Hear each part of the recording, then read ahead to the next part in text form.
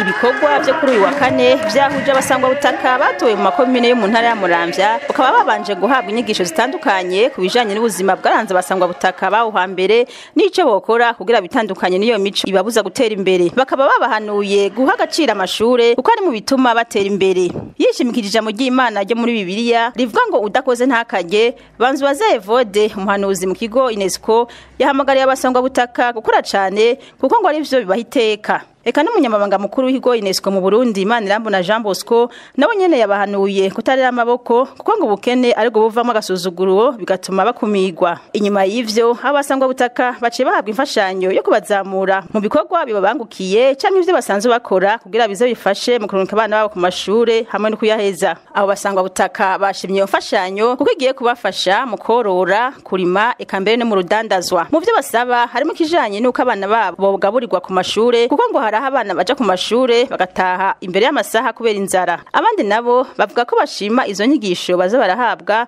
kuko zafashije mu kugabanya ibiharuro vy'abana bahiba amashure muri iyo ntara ya Muramvya.